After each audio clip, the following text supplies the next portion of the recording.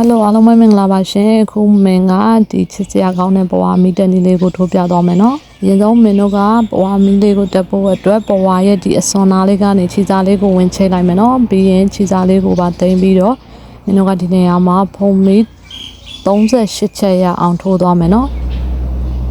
ခုထိုးလာတာ38ချက်ရပြီဆိုရင်အပေါ်ကစရီလုံး5ချက်မြောက်ဖုံမီနေရာလေးမှာမင်းတို့ကရှက်ကော်လေးနဲ့ချိတ်လိုက်မယ်နော်ပြီးရင်မင်းတို့ကဒီနေရာမှာဖုံမီ9ချက်ထိုးပြီးသွားပြီဆိုလို့ရှိရင်ကွင်းလေးကိုဒီဘက်ကိုလှည့်လိုက်မယ်နော်ပြီးလို့ရှိရင်အဲ့ဒီကွင်းလေးထဲမှာ2တင်တိုင်းတိုင်းထိုးမယ်2တင်တိုင်းတိုင်းထိုးပြီးသွားပြီဆိုလို့ရှိရင်ဖုံမီ3ချက်ပြီးလို့ရှိရင်မင်းတို့ကဒီဖုံမီနဲ့တိုင်းနဲ့ကြားနော်အဲ့ဒီကြားနေရာလေးကနေပြီးတော့ခြေသားလေးကိုချက်ယူမယ်အထဲမှာကွင်းလေး2ကွင်းရပြီဆိုလို့ရှိရင်ဒီမှာနော်ကွင်းလေး2ကွင်းရပြီဆိုတခါလေးထုတ်လိုက်မယ်တိုင်းတုံနဲ့ချိတ်လိုက်တဲ့ပုံစံလေးပေါ့နော်ပြီးလို့ချင်းနောက်ထပ်2ရက်တင်တိုင်းတိုင်းထပ်ပြီးတော့ထိုးမယ်ပြီးရင်ဖုံမီ3ချက်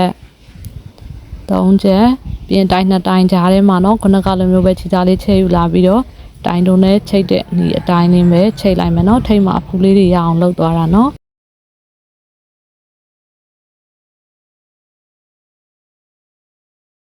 အဲ့ဒီလိုမျိုးနဲ့မင်းတို့က2ရက်တင်တိုင်း6တိုင်ရအောင်ထိုးမယ်နော်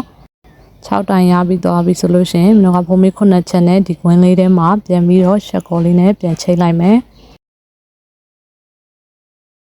ကဲဒါဆိုရင်အခုလိုမျိုးလေးရသွားပြီနော်ပြီးလို့ရှိရင်မင်းတို့ကဒီမှာနော်ဖုံမီ38ချက်ကို5ချက်ကဝင်းလေးလောက်ထားတာဖြစ်တဲ့အတွက်33ချက်ပြန်ထိုးမယ်